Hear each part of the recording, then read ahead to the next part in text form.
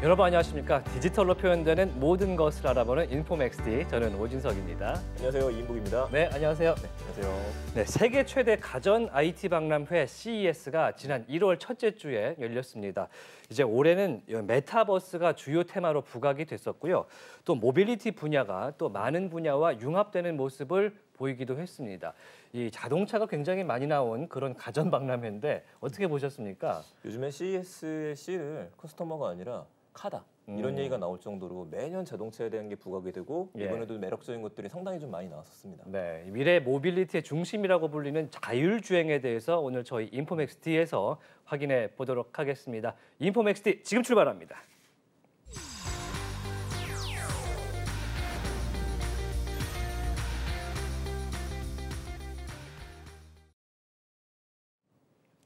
네, 차고 넘치는 정보의 홍수 속에서 균형 잡힌 전문가의 인사이트 만나보겠습니다.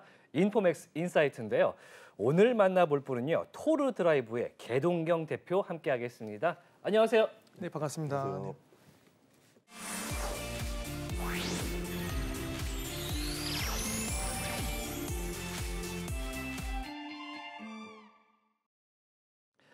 네, 최근에 모빌리티 분야의 패러다임 변화가 굉장히 빠르게 일어나고 있다고 합니다. 글로벌 선도업체들이요, 자율주행 모빌리티 산업의 이 기술 개발과 투자에 굉장히 열을 올리고 있다고 하는데 오늘 개동경 대표와 함께 이야기 나눠봅니다.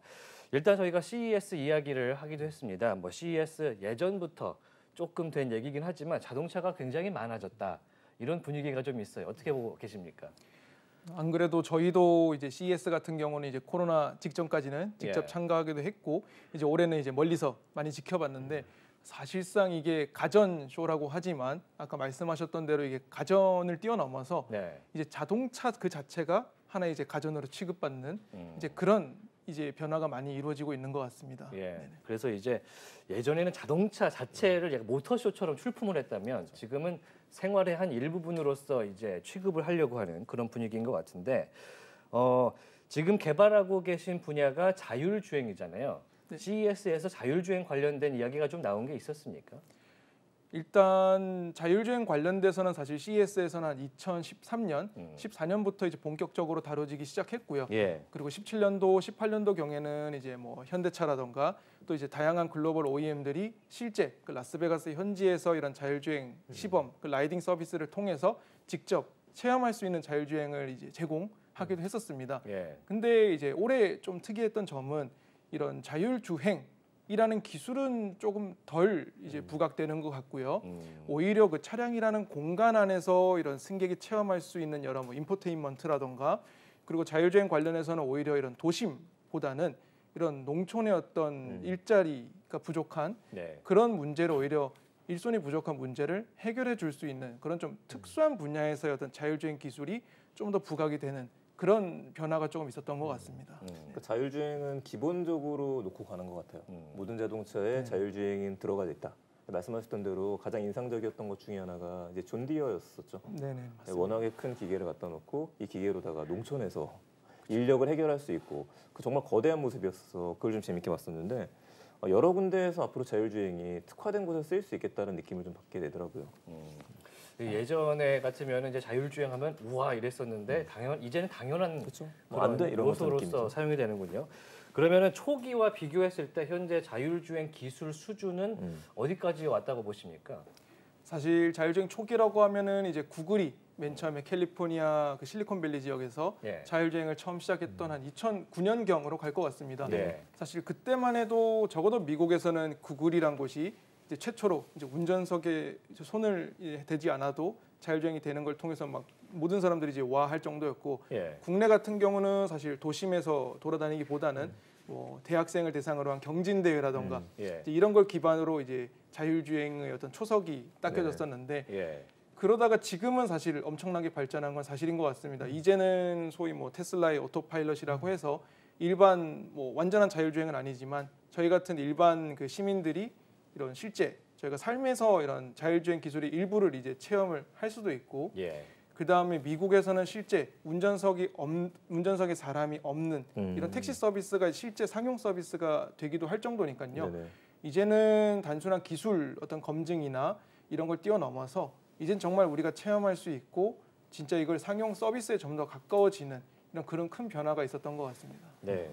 사실 저희 연합뉴스 앞에도 이제 자율주행 버스가 청계천로를 계속 돌아다니는 모습을 볼 수가 있거든요. 정말로 운전석에 사람이 없더라고요. 아주 놀라운 모습을 봤는데 지난 10년 전만 해도 사실 그 차선을 유지하는 기능조차 있을까 말까 한 수준이었는데 10년 만에 이 정도까지 발전한 게 굉장한 것 같습니다. 그럼 시장을 지금 주름 잡고 있는 기술 좀 알아볼 텐데요. 일단 하드웨어부터 보겠습니다. 하드웨어적으로 뭐 카메라도 있을 것 같고 여러 가지 센서들이 좀 자율주행에 도움을 줄 것 같은데 어떤 게 많이 쓰입니까? 일단 하드웨어라고 하면은 이제 사람의 어떤 신체 기관으로 따지면 맨 처음에 이제 눈을 돌릴 것 같습니다. 주변의 어떤 환경을 인지할 수 있게 하는 장치들. 그거 같은 경우는 뭐 많이 들어보셨겠지만 이제 카메라라는 장치, 그 다음에 레이더라는 센서, 그다음에 라이다라는 센서. 크게 이제 세 가지 센서가 굉장히 많이 활용되고 있고 소위 이제 많은 분들이 이렇게 나누죠. 그 뭐 카메라만을 활용하는 어떤 테슬라의 진영이다. 혹은 카메라, 레이더, 라이다 이 세 개의 센서를 융합해서 활용하는 어떤 뭐 구글 웨이모 진영이다. 이렇게 나누기도 하는데 사실 각각의 장단점은 있을 것 같습니다. 그래서 센서의 특징을 각각 뭐 잘 아시겠지만 살펴보면은 카메라 같은 경우는 사실 라이다나 레이더에 비해서 뚜렷하게 장점은 이 색상 정보라든가 물체 형태를 뚜렷하게 확인할 수 있다는 점이 사실 큰 장점이 될 것 같고 레이더 같은 경우는 사실 이건 전파를 활용하잖아요. 그러다 보니까 카메라에 비해서 좀 더 멀리 있는 물체를 보다 그 거리를 정확하게 파악할 수 있다는 점. 차가 앞에서 가렸어도 알 수 있다. 네네. 뭐 전파 잘 아시겠지만 라디오 같은 게 문이 닫혀 있어도 라디오 소리는 들리잖아요. 그런 것처럼 전파는 사실 뭐 물론 벽을 많이 뚫고 가지 못하지만 그런 차량의 앞 차량까지는 어느 정도 탐지가 되는 이제 그런 좀 특징들을 가지고 있습니다. 그래서 그런 것 때문에 이제 멀리 있는 물체라든가 혹은 안개가 꼈을 때 이제 그런 상황에서도 안전한 탐지가 가능하다는 점. 그리고 라이다 같은 경우는 이제 레이저를 활용하다 보니까 이제 주변의 이런 물체들을 정확하게 레이더보다도 정확하게 3차원으로 표현할 수 있다라는 점에서 좀 더 정밀하게 주변을 탐지할 수 있는 거죠. 근데 이제 각각의 또 단점도 존재하기 마련일 것 같습니다. 그래서 카메라 같은 경우는 뭐 뚜렷한 단점은 사람도 마찬가지죠. 정말 껌껌한 곳에 갔을 때 주변 물체를 탐지하기 힘들다는 것과 그 다음에 갑자기 이제 터널에 있다가 밝은 곳에 나왔을 때 저희도 경험할 것 같습니다. 뭐 너무 갑자기 주변이 환해지면서 순간 내 주변을 확인할 수 없다라는 점, 그런 조도 환경에 조금 좀 약하다 이런 게 있을 것 같고 레이더 같은 경우는 이제 뭐 멀리 보는 거 좋고 뭐 이런 거 좋은데 이게 아무래도 전파를 활용하다 보니까 이제 이게 어떤 물체인지를 사실 그 데이터만 봐서는 좀 확인하기는 힘듭니다. 즉 분해능이 좋지 않다라는 거죠. 그리고 좀 민감해서 이런 뭐 맨홀 뚜껑이라던가 이런 금속성 물체에도 이게 뭔가 물체가 있다 이렇게 반응할 수 있는 거죠. 그래서 예전에 뭐 테슬라가 사실 레이더를 빼겠다라는 이유가 그 팬텀 브레이킹이죠. 앞에 물체가 없는데 왜 있다고 해서 쓰지? 사실 그런 이유가 카메라에서는 분명히 없다라고 나오는데 레이더에서는 뭔가 물체가 있다라고 했을 때 이 자율주행 개발업체 입장에서는 어떤 걸 믿어야 되지? 이런 거에 또 시간을 투입해야 되는 거죠. 일단 위험하니까 서자 이렇게 되는 거죠. 그런 경우에. 그것도 무시했다가 진짜 물체가 있는데 부딪히면 안 되잖아요. 그래서 테슬라 입장에서는 아마 짐작컨대 그런 이슈를 다루는 거에 있어서 좀 머리가 아프지 않았었나 이제 그런 생각이 들고요.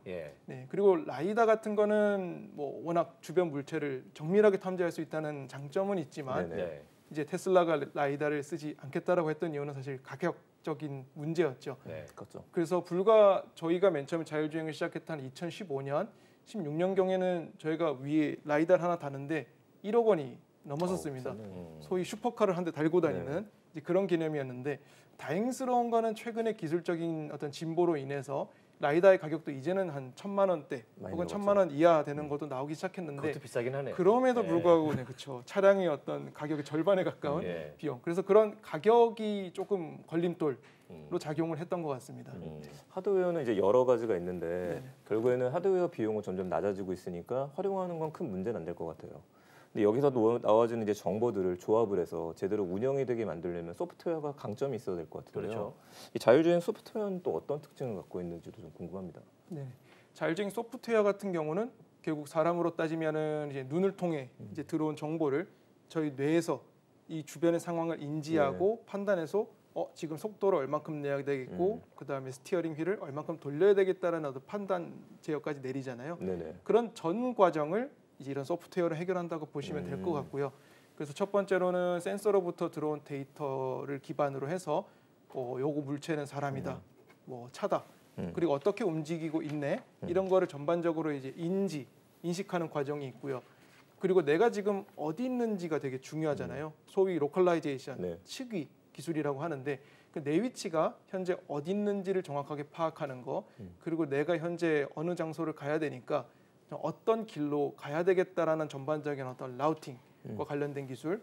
그러면 내 주변 환경이 어떻고 네. 내가 어디 있고 지금 여기서 우회전을 해야겠다 이런 어떤 기본적인 판단이 있을 때 그렇다면 내가 핸들을 어떻게 돌리고 그리고 속도는 어떻게 내야 될지를 이제 마지막으로 이제 판단하는 기술까지 그런 모든 기술이 결국은 자율주행 소프트웨어가 담당하는 기술들이라고 보시면 될 것 같습니다. 그러니까 모든 것들을 판단하고 제어까지 할 수 있어야 되는 걸 말씀을 하시는 거잖아요. 네, 맞습니다. 컴퓨터로 따지면 이제 OS라고도 할 수 있을 것 같은데 그러면 각 제조사마다 자체 OS를 갖고 있는 경우들도 있고 그렇지 않으면 다른 소프트웨어를 같이 제휴를 맺어서 쓰는 경우들도 있을 것 같아요. 현재는 비중이 좀 어느 쪽이 더 많은 건가요?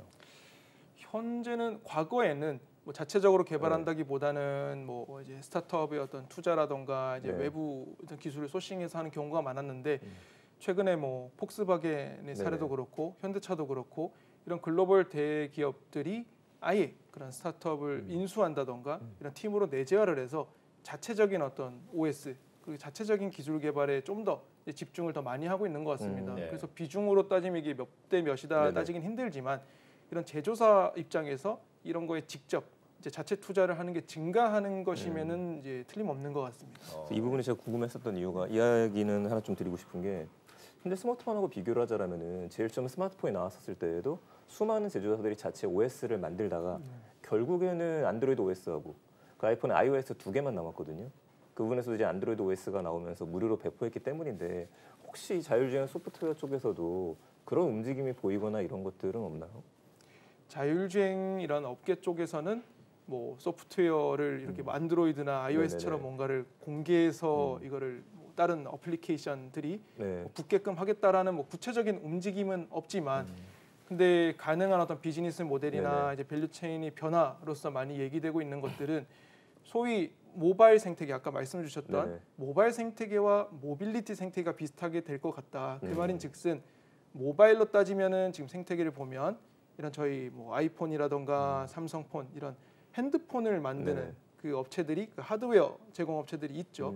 거기에다가 현재는 사실 iOS하고 안드로이드로 거의 통일되긴 했지만 그 하드웨어 통합되는 이제 근본적인 OS가 있고 거기를 활용하는 그 뭐 배달 어플이라던가 뭐 승차 어플 이런 여러 어플리케이션이 있고 그걸 활용하는 유저, 즉 하드웨어, OS, 그다음 어플리케이션 소프트웨어, 그다음에 유저 이런 생태계가 있는데 차량도 비슷하게 될 수 있다라고 보는 거죠. 그 말인즉슨 이제 기존의 어떤 제조사들이 제일 잘하는 건 그 차량이라는 하드웨어는 오랜 기간에 걸친 기술이 집약체잖아요. 그런 하드웨어를 제공할 수 있고 그리고 OS라고 할 수 있는 거는 이제 아까 말씀 주셨던 그 자율주행 어떤 기반 기술들 그 소프트웨어가 될 수 있고 그래서 그걸 활용하는 이제 애플리케이션 소프트웨어는 뭐 카카오 뭐 어플이라던가 팀의 배달의 민족 이런 여러 모빌리티 어플리케이션들이 되겠고 그걸 활용하는 유저가 있을 텐데 아까 말씀하셨던 대로 그 앞선 하드웨어와 OS를 자체적으로 이제 하는 경우도 있고 그리고 도요타 같은 경우는 지금 뭐 이팔레트라고 해서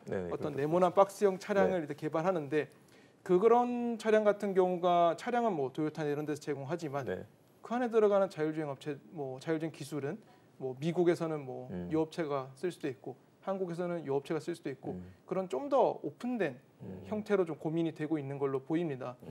그래서 이거는 제조사의 선택에 따른 문제겠지만 이걸 하드웨어 OS를 다 할지 하드웨어만 할지 하드웨어만 하게 된다면 결국 OS는 뭐 저희 같은 자율주행 개발 업체나 또 지역별로 있는 다양한 자율주행 업체들이 이제 그 차량에 맞춰서 개발한 그 지역에 최적화된 어떤 서비스용 모빌리티 플랫폼을 또 그 지역에서의 다양한 서비스에 활용할 수 있는 또 지금 약간 생각하기는 좀 힘든 그런 새로운 밸류 체인이 열리지 않을까 그런 많은 기대들을 하고 있고 조금씩 움직임은 있는 것 같습니다.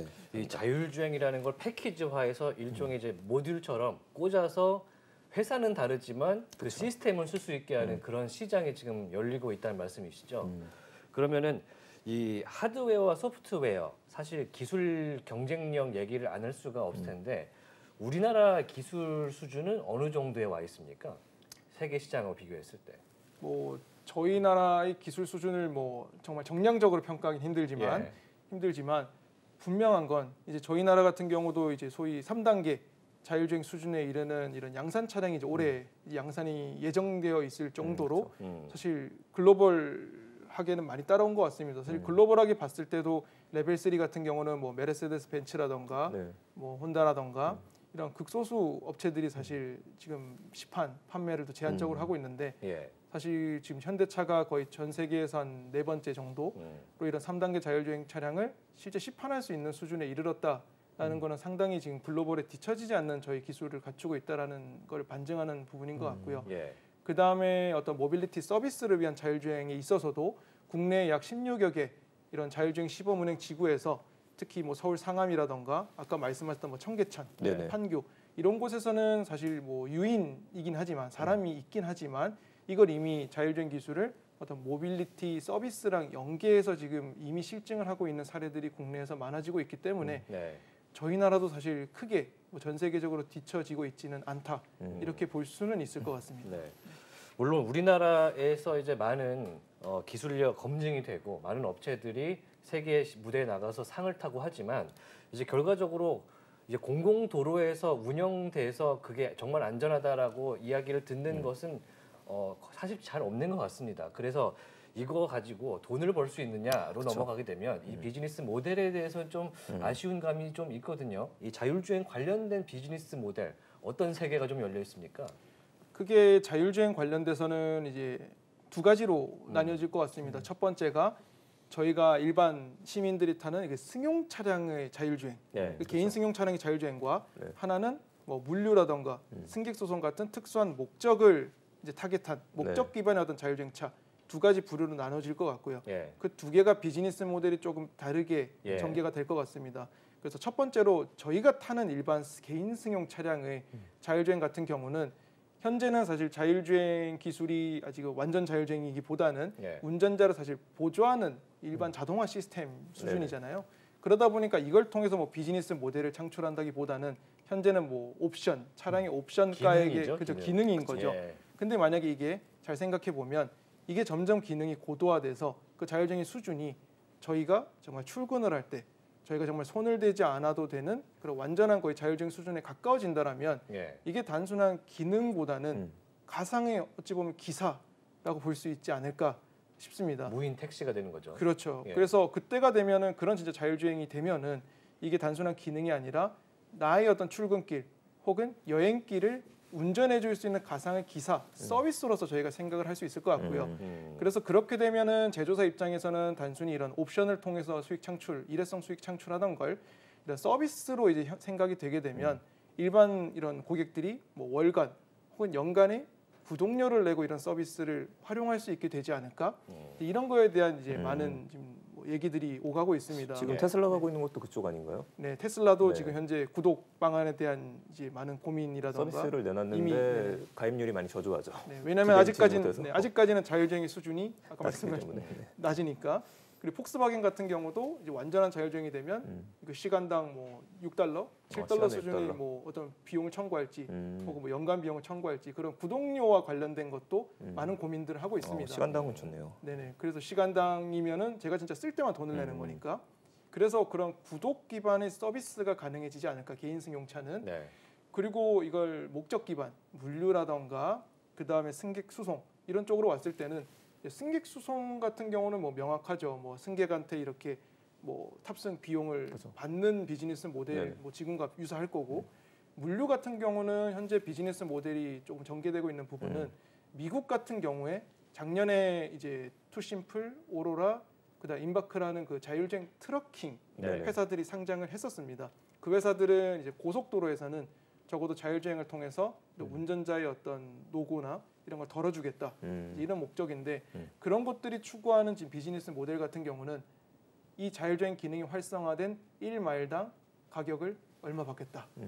그래서 자율주행이 실제 이 활성화된 그 마일리지에 따른 어떤 과금 청구 그런 게 이런 뭐 장거리 물류라던가 이런 쪽에서의 또 새로운 또 비즈니스 모델로 자리 잡고 있는데 요거 같은 경우는 이제 자율주행 기술 수준이 정말 우리가 이 삶의 유의미한 정도로 올라와야 이제 아마 구체적인 비즈니스 모델들이 나올 것 같습니다만 지금 이미 그런 거에 대한 논의는 이제 이루어지고 있는 이제 부분인 것 같습니다. 그 공항 쪽 얘기를 좀 여쭤보고 싶은데요.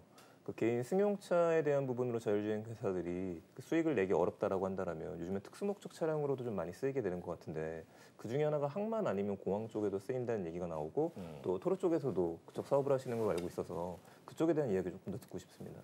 네. 저희도 원래는 자율주행 기술을 네. 도심에서의 어떤 배송 서비스라든가 로보택시 이런 거에 초점을 맞춰서 사실 창업을 했었습니다. 근데 뭐 저희도 경험을 해보니까 이제 저희 같은 스타트업은 사실 결국 매출을 일으켜야 되잖아요. 생존을 위해서. 생존을 위해서. 그래서 투자에만 연연하지 않고 우리가 자체적으로 생존할 수 있는 매출을 올릴 수 있는 게 뭐가 있을까?